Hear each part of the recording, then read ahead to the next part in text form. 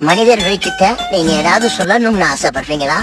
ஆமா, நான் எங்க கேங் சார்பா மனிதர்கள் கிட்ட சில கேள்விகள் கேட்கணும்னு ஆசைப்படுறேன். ஊனா நீங்க எங்களை அசிங்கப்படுத்துறதே வேலையா வச்சிருக்கீங்க.